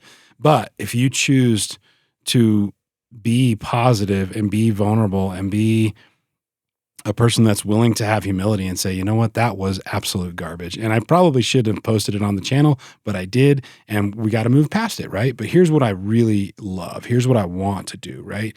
The same situation. I have no idea what the comment was that you were arguing about, but I did it publicly. And I think that it resonates with people, because it's too easy to be like, all right, behind this cloak and, asshole comment, right? And nothing's going to come of it. But I think sometimes if you call upon that and say, well, hey, hold on. Okay, maybe I agree with you, maybe I don't, but let's work our way to the bottom of this thing. And you can actually build relations with these people. And I agree with you. I choose to be, and I'm not always positive. I've got my negative Nancy days, but I choose to be positive in the moments where I think it's most important. Yeah. And I think, like with your channel, your outlet, I've loved watching this. I mean, the show you did with Jeremy, so cool. And some of the just the conversations that you've had they're meaningful, they're real. And you can't get out good. You can't have an audience without being at risk of having some negativity, with some people not agreeing with you. That doesn't mean you shouldn't do it though, because you're doing so much good and you've got all these opportunities. Like, that connection with that person likely never would have happened had you not put out that short. And now you have a subscriber. Yeah. So, and that's the other thing is everybody thinks that all the content needs to be perfect and I've got to put the filter on my Instagram and let me check how when in doubt, put it out, I tell people. And that, more applies from a business perspective. But worst case scenario is we're going to get lost in the noise. Mm-hmm. We talked about AI too with AI generated content now. You think we're in a content heavy world right now? Give it 6 months. Yeah. I mean, we are flooding in content. Yeah. Which, how cool. Yeah. Now's no risk. Yeah. What's the worst could happen? Yeah. It gets lost in the noise. You tried, you put yourself out there, you try again. Well, I was talking to somebody about that the other day, like of being flooded with content. It is. And somebody was like, literally the conversation you mentioned a second ago, like how many podcasts are there? There's thousands. There's hundreds of thousands. But, people are hearing this like, oh man, my stuff is never going to do good. So what? Do it. Do the content, put it out there. If it makes you feel good about what you're doing, then that is winning. And you might impact someone. You don't have to. Yeah, that's the thing is you might impact somebody. And just for a moment of somebody's day, your content could impact somebody. It could make you personally feel better. So who cares? Yeah. Like, are you going to be Joe Rogan? Are you going to get 15 million views on a short? Probably not. Come on, this is going to blow up. Come on. This is the moment. No. Yeah. Well, and that's it, right? It's like, first of all, the whole AI thing, with the right perspective, can remove the pressure from a lot of this. It can free us up to be ourselves, which is also a kind of recurring theme. What an interesting conversation. Yeah. There's all this stuff keeps coming back, but that idea of that you might impact someone, like you just might make some good. I'm simultaneously kind of always trying to work on the Ascent Digital brand and then my personal brand. Both align and they're similar, but on my personal page, I'm always trying to post motivational content and exercising and ice baths and running and loving my kids and whatever. But I share running often. I'll do a little selfie and I don't want to be running, but I am. And hey world, here I am running. And oftentimes I have hesitation to do that because I think like, I don't want people to think that I'm like showboating or like being, I would never want to come across as being braggy about anything. But there's been a few times, and not often, but there's been a few times that somebody will message me and say, you motivated me, or you were, I ran today. And I'm like, how cool is that? Like to think that, cause I struggle. I don't want to, I have more issues than most people in the world. I guarantee you, I struggle more than anyone. Actively trying to find ways to deal with those struggles in a healthy way and then share about it. Ice bathing is one of them. Running happens to be one of them. And so I share it. And then to get feedback that says that I impacted somebody fills me up. Yeah. Like fills me up. And guess what? Them being vulnerable and telling me that I impacted them impacts me. And now we end up with this positive feedback loop where I'm like, hell yeah, I might impact someone. I'm going to run again. Yeah. Like I'm going to, now it's good for me. It's good for them. It's good for our, this community that we're creating. And another theme, this is wild, man. Just so you know, the presentation I had Wednesday is like it's kind of scary paralleling this conversation, just so you know. And we did not plan this. I've never met you before today. Yeah. We talked about the overloading of content and that content is everywhere. There's a trend a saying in digital marketing that content is king. And it's this idea that for SEO, like we have to always be posting in content and whatever. I believe now that content is no longer king, community is.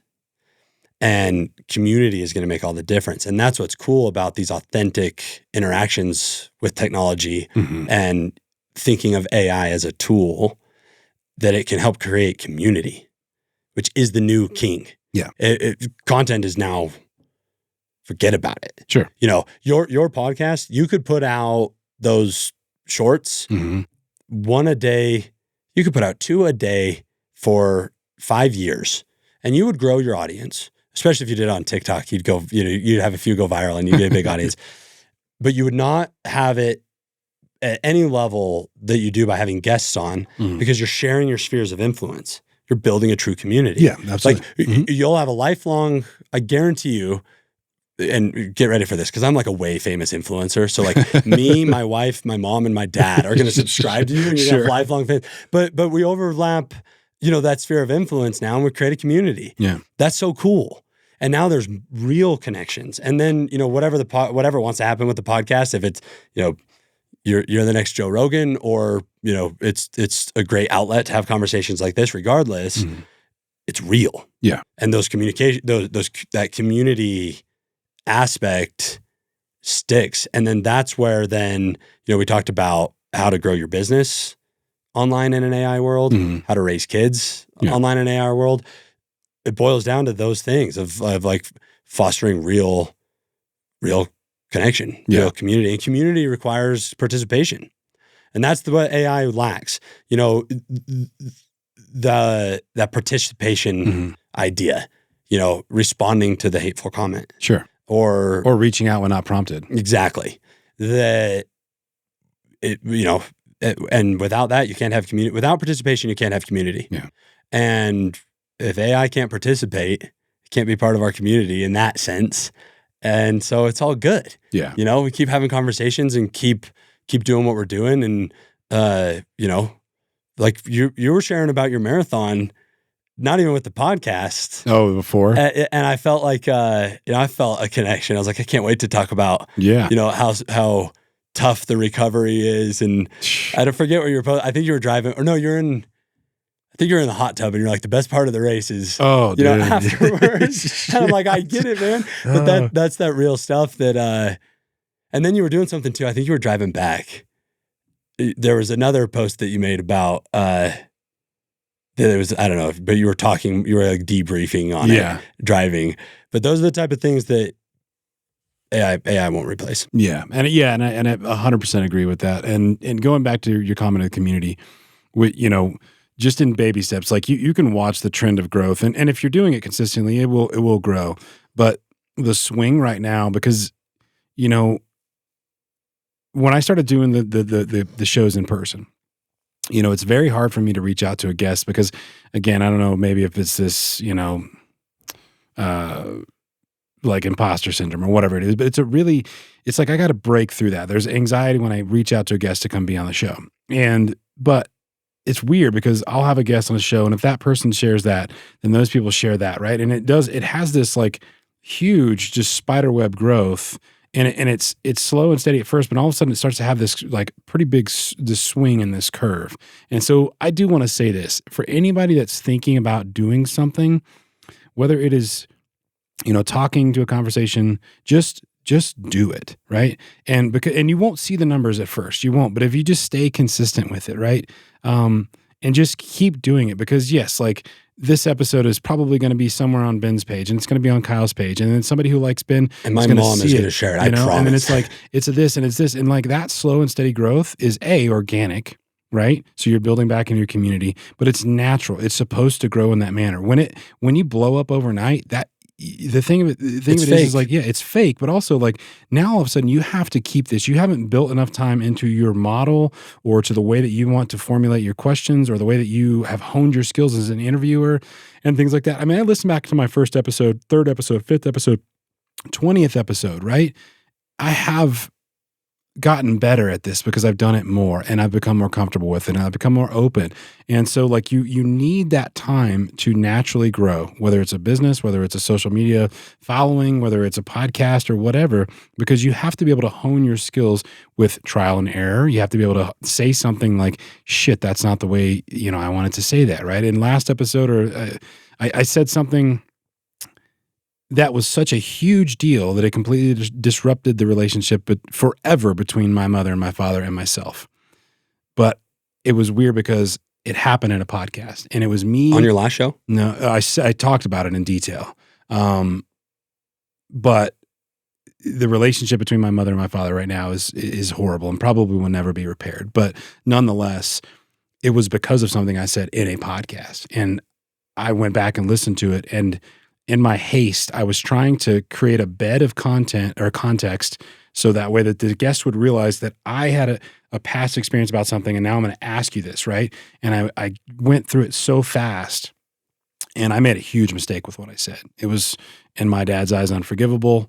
Nonetheless, I talked about it in pretty good detail. But the thing of it is like I go back to that episode and I go, okay, never make that mistake again. Give the guest time. Remember what you want to talk about. Build it over here quietly while also listening and being engaged. And if something else comes back in, then talk about that. But make sure that what you're bringing into the conversation, adds value to the conversation, but is also exactly how you want to say it. Yeah. And it's taking, and I'm only 11 episodes past that episode than where I said that. I haven't fixed or corrected that. That's going to take 150 episodes for me to be way better than I was on the 19th episode.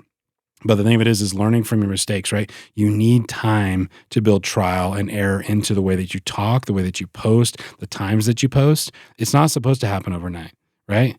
Now if all of a sudden you see trends and like me, you're getting 25,000, 30,000, 19,000, 10,000, 15,000 on reels on Instagram or something, and you say one stupid thing and Instagram flags you and totally suppresses you, now that's a different story, right? But when you see a trend growing, I would say to that, we don't often have control over that kind of thing, right? Yeah. Just keep doing what you're doing. Keep doing what you're doing. Eventually, it will build itself back up, right? But the thing, going back to it, I just want to say, like, because I do have friends that want to do this, and there is the conversation. I think Rogan said it. All the famous podcasters have said it, like, oh yeah, we started this 11, 12 years ago when podcasting wasn't a thing, right? I would never want to get into it in today's market. It's saturated. So what? Yeah. So is real estate.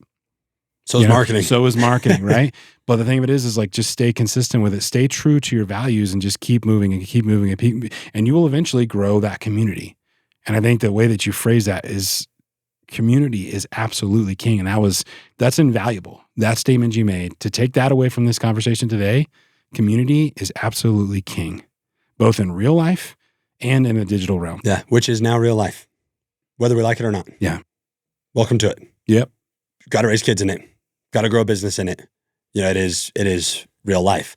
Do you feel like that, because it's probably important that we, acknowledge that it's not all sunshines and rainbows. Like you were just pretty vulnerable sharing that story about, the comment you made about and the impact that it had on your parents. Oh yeah. Which is worth mentioning that, like real life, there's good and there's bad, but I'm curious from your perspective. Well, two-part question. Do you feel like that's concluded? Part one.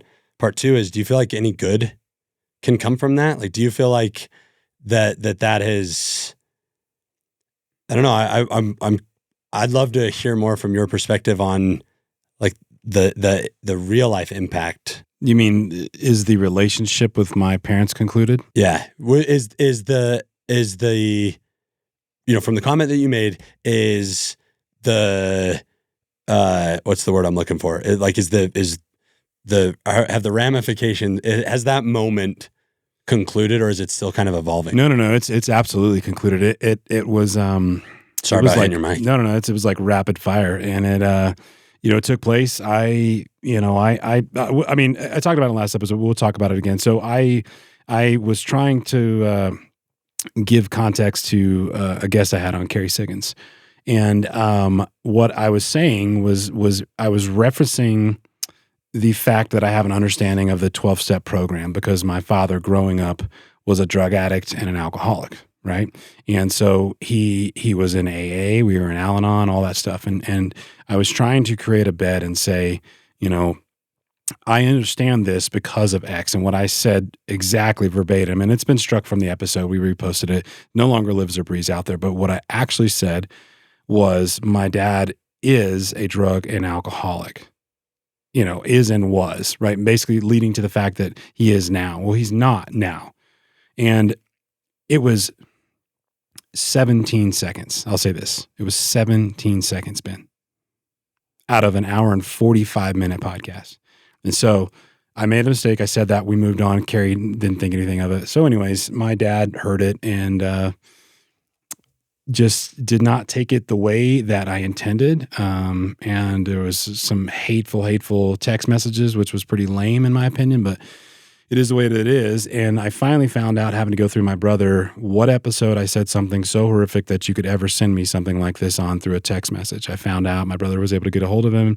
I went through, I scrubbed it, and I was like, you know what? That is fucked up. I shouldn't have said it that way. And that's my fault. I fixed it, both the audio and the video, reposted the video, reposted the audio.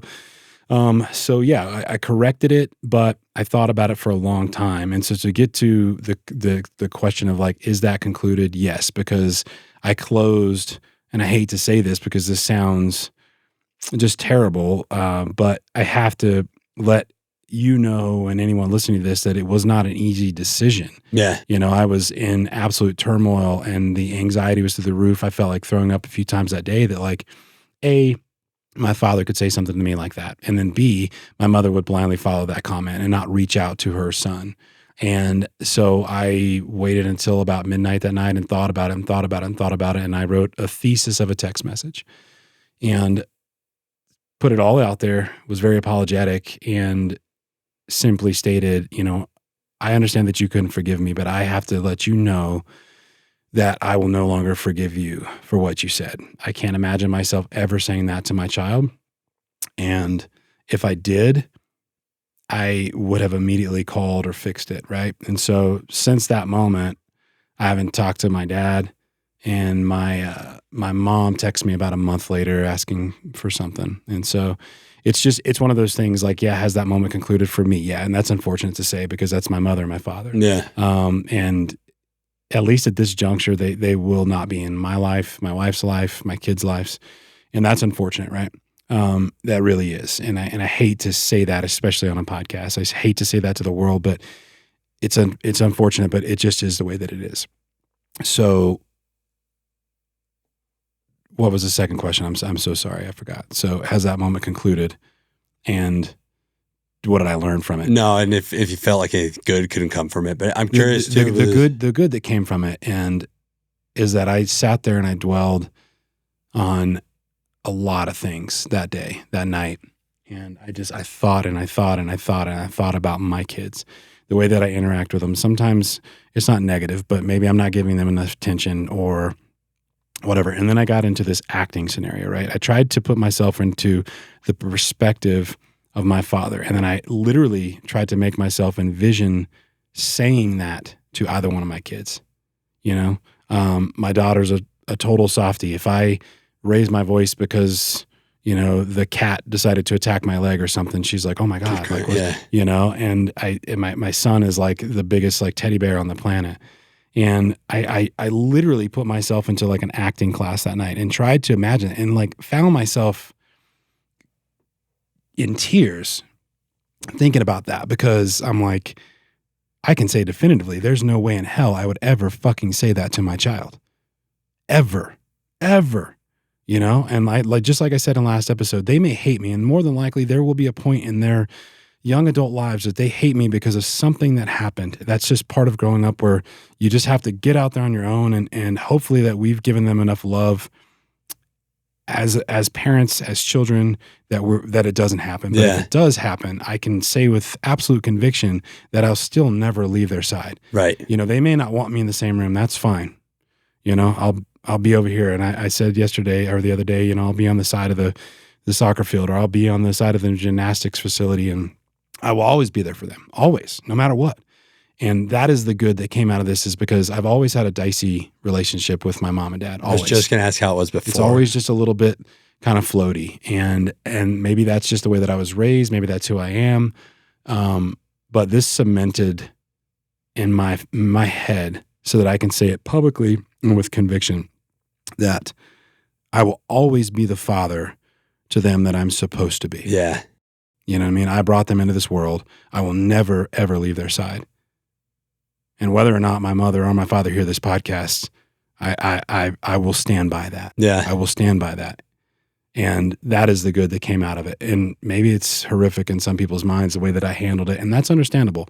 We can't all handle those scenarios until we're experienced with those scenarios. Yeah. You don't know what you would do until you're sitting and breathing And that dealing light. with it. Like you have to deal with it. And I didn't make a knee-jerk reaction. It was 12 hours later, all day thinking about this. Yeah. And my wife is the only one that saw me in that turmoil.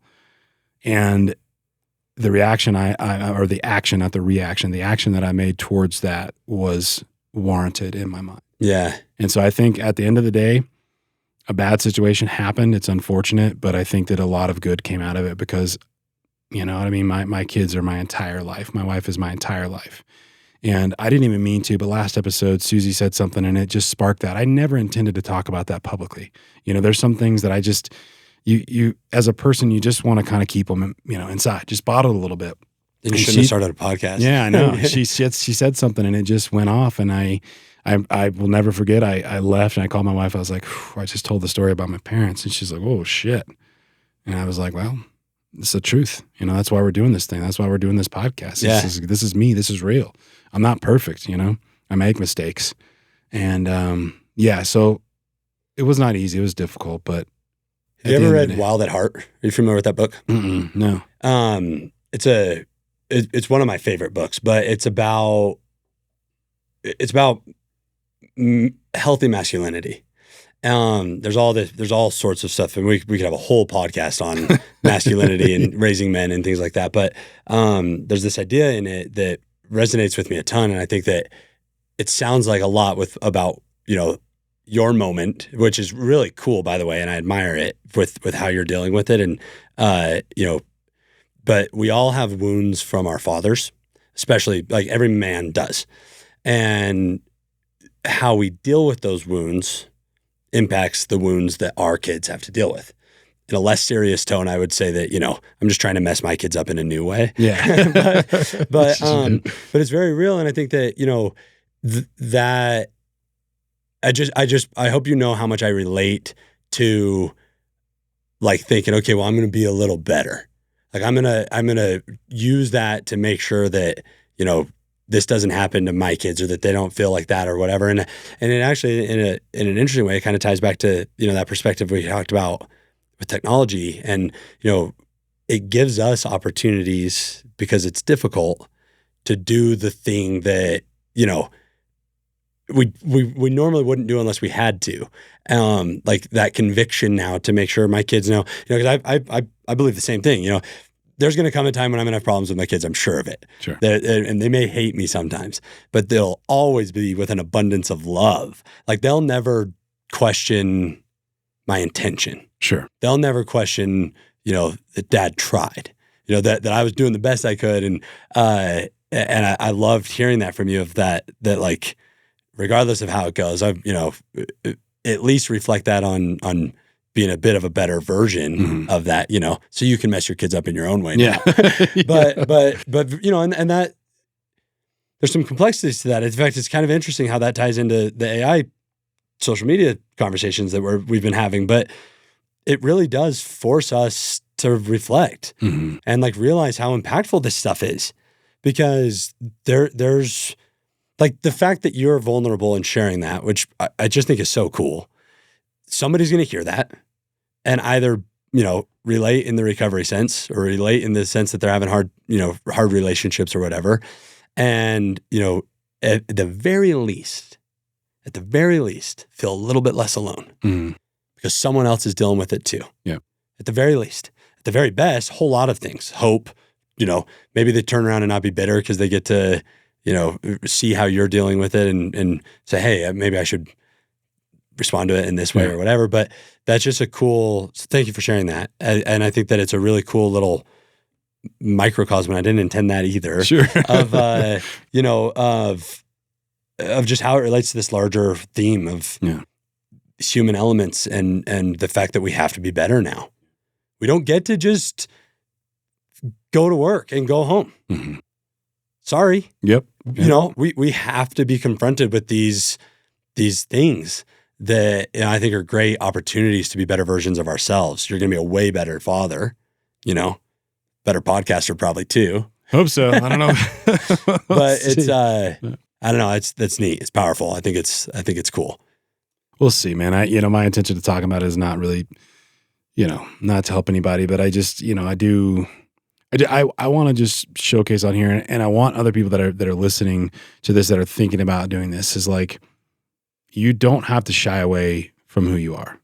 You don't have to be, in fact, you should lean into scared. Yeah, that you've gone through something and you think that you're alone, because the chances are is you are not. Like, this is a silly little podcast that yet has a little bit of outreach, but not much, right? And the other day after Jeremy's episode, I got a call from a friend of mine that lived here in 2000, I think 10. No, it would have been like 2006, and she's now in Louisiana. And it was just so, you talk about gratitude, man, boy, it hit home. She texted me and was like, hey, I listened to that episode. I was like, oh, that's awesome. Thank you so much. I appreciate this. She's like, well, yeah, I listened to it, but I sent it to my husband, because he was in the services, and he suffers from PTSD. And she's like, I sent him the episode. He watched it and saw that, Jeremy's this like monster guy, tatted up business owner, and he's starting to seek out ketamine therapy, and that was like, whoa, okay. First off, I didn't even realize, I love her to death. She's a great person, but like, I didn't, we're at this point, we're like Facebook friends, and so that's the thing, is like, this little bitty deal you do can have a profound impact. Going back to your comments earlier, like that little sliver, your buddy, reaching out to you, or you reaching out to him from 20 years ago, being like, could you go do this? And hearing that he has, like, you impacted his life and maybe didn't even know it. Like that kind of stuff. And man, so I made sure like to reach out immediately. And I was like, I want you to see this message, and I sent it to Jeremy, and I was like, dude, this was not for nothing, man. And I know that this went crazy and maybe caused some crazy issues like in life or whatever, because you were talking vulnerable to people about things that nobody knew. But I was like, I tell you what, it helped this person. So who else did it help? Jeremy is, Jeremy has inspired me for, in fact, I'm going to do this because I said that, remember I said on my post that if somebody's impacted your life, you should say so. Mm-hmm. So this is me saying so. But I've looked up to Jeremy with his vulnerability for years. Jeremy's been so open about, the mental health realities and things like that I respect in such a huge way. And if nothing else, like the conversation that you guys had and the vulnerability that he's had while also being a successful business owner, and the audience that he's created through that, I think is so cool. And that's this idea of like, one, it's spreading positivity, like we've talked about, the love and things like that. But sometimes it's also sharing the struggles. Mm-hmm. Like the fact that Jeremy has been so open about his mental health makes me want to be open about mine. Makes my, it's like he gives us permission to then be vulnerable too. Yeah. And then that creates so much good and positivity. And I think if nothing else, like it's just cool how this conversation has sort of evolved, but like I cheer for this so loudly because I'm telling you, the world's desperate for it. And you look at the fact that like mental health is more commonly talked about now, and especially amongst men. We've a history forever. I mean, there's probably a whole nother podcast issue to unpack about with our dads and things like that. But you suppress it and you be the tough guy. And I told you that my brother's a firefighter. Yeah. And, every day it's like, hey man, are you processing? I wouldn't even know the word processing if it weren't for the internet, Sure. like how to even talk about mental health in a constructive way. Just today, I was on a strategy meeting with a client of mine in Texas, and at the end of it, we're kind of winding down, and I'm telling him how I haven't been sleeping good lately, and I'm struggling, and he's like, yeah, man, I took some steps back, and we started talking about that he got a ice bath at his house, and we've never met in person. Yeah. It's a client relationship. I would call him a friend, but and here we are having a conversation about mental health on a strategy call in a marketing meeting. And it's because of platforms like this and the good uses of internet and AI that are like giving people permission to say, hey, there are things that we should address. There's things we should talk about that you're not alone. And I, like that episode with Jeremy, man, did that resonate. I've got story after story of how similar things to that literally saved people's lives that are very close to me. That I don't think would be here today if it weren't for some of those other therapies and opening up about it. And word wouldn't get out without social media. But then it comes back to like being very aware and very conscious of the type of content we consume, what we pay attention to. Because it can be such a negative. You can go down a hole, but if you want to, it can be the coolest tools in the world. And eye-opening and connections and stuff like that. And I just think, like I said, if nothing else, I cheer so loudly for you doing this, for Jeremy being who he's being, for everybody out there in the world that's like spreading positivity, taking leaps of faith, being vulnerable, creating communities and stuff. I truly believe that as technology evolves, the internet evolves, AI evolves, that stuff's going to be more and more powerful because the rest of it's junk. I mean, it's like I don't know if how much you follow like, the chemicals in our brain or things like that, but speaking with the mental health stuff, but it's just this idea of chasing real dopamine. Chase real dopamine. And in order to get real dopamine, you have to do hard stuff. I hate to break it to you, man, but you got to do the shitty stuff. You've got to hurt. You got to run the marathon. You've got to have the uncomfortable conversation or whatever it is. But I really think that stuff is what's going to stick, and that the other stuff is a tool. Yeah. I mean, the other thing too about that dopamine chase is that if you need to set it in your mind to where you can beat it, like if it has to be a goal, right?